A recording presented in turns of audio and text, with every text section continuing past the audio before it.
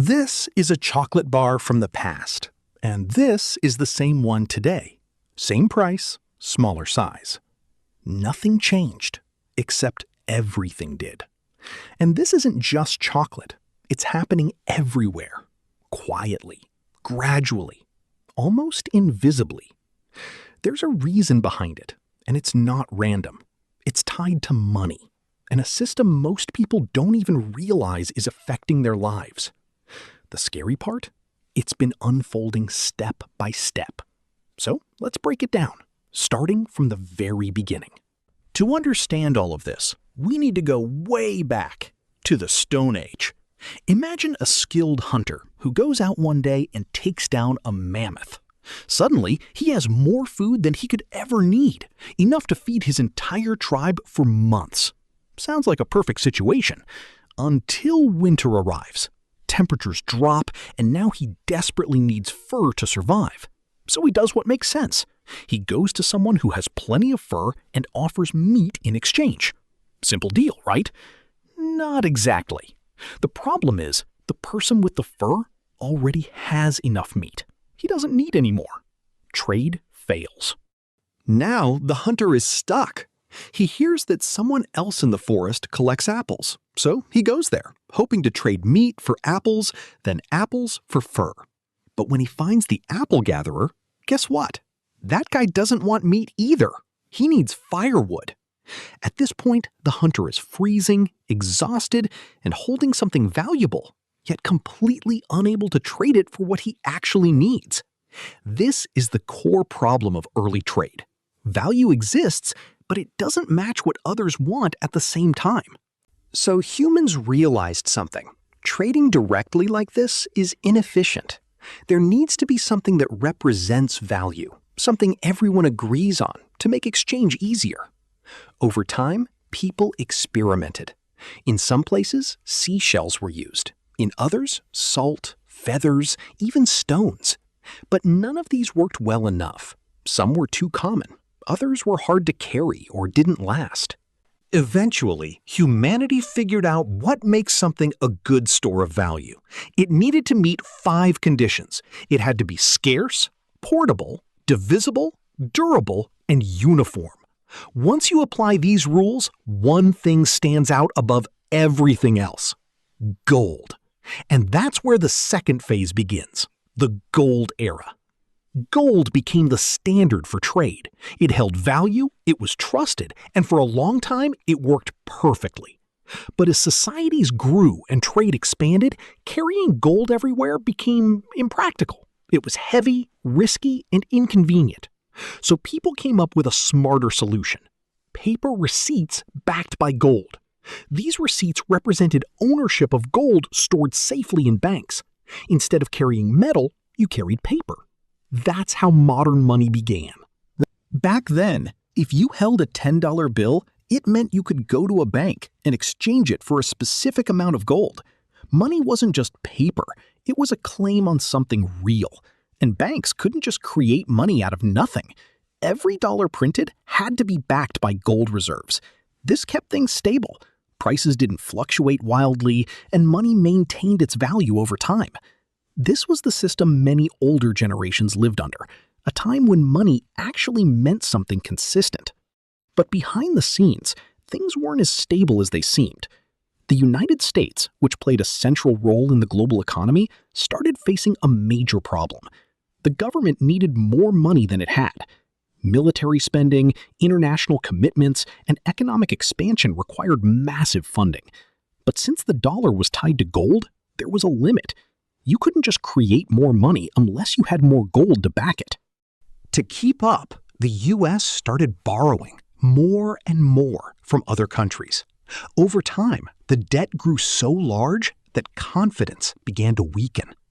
Other nations started questioning whether the U.S. actually had enough gold to support all the dollars in circulation. Something had to change. And then, in 1971, everything changed. The U.S. government made a historic decision. The dollar would no longer be tied to gold. From that moment on, money was no longer backed by a physical asset. Its value came from trust. trust in the government, trust in the system. And just like that, a new era began. An era where money could be created freely. And with it came a powerful force: inflation. Instead of explaining inflation in theory, let's visualize it.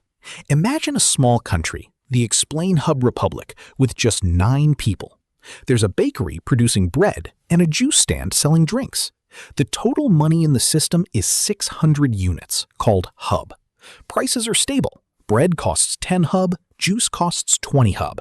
Workers earn 50 hub a day and can comfortably afford what they need, even save a little. Life is balanced.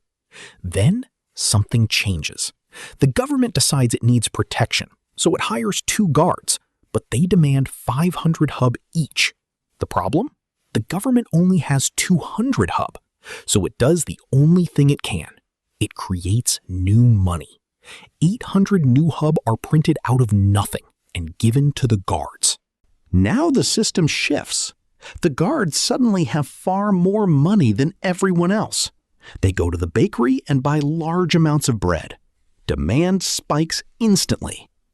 The baker notices, and when he goes to buy flour, the supplier raises prices because he sees more money in circulation. Costs rise, so bread prices go up from 10 hub to 50 hub.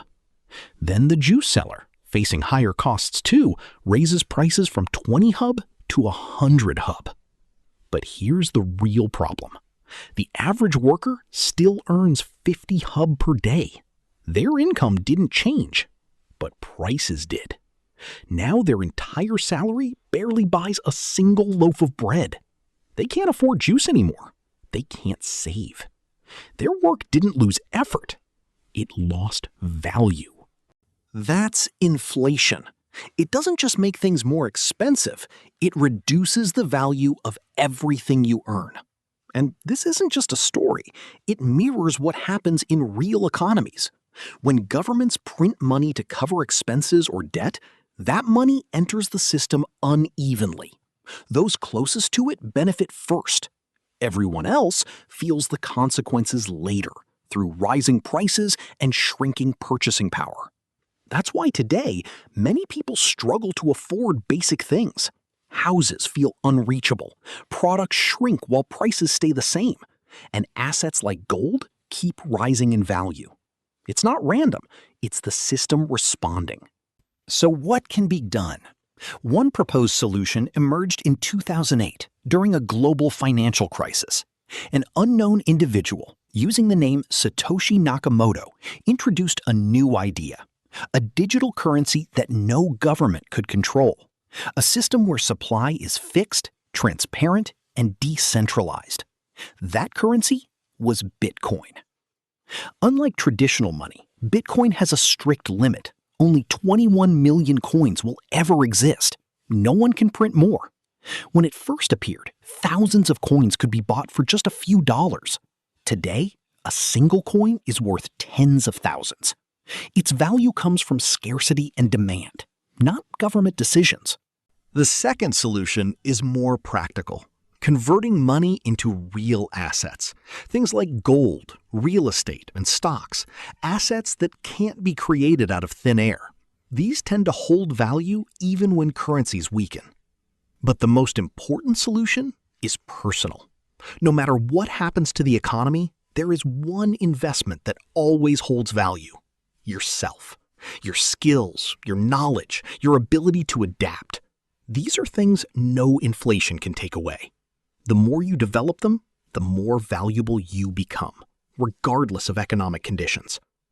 And one final piece of advice: be careful with debt, especially for things that don't generate value. Borrowing money for liabilities can trap you deeper in the system you're trying to escape. Because at the end of the day, the system will keep running. Prices will keep changing. But how you respond to it, that's what defines your future.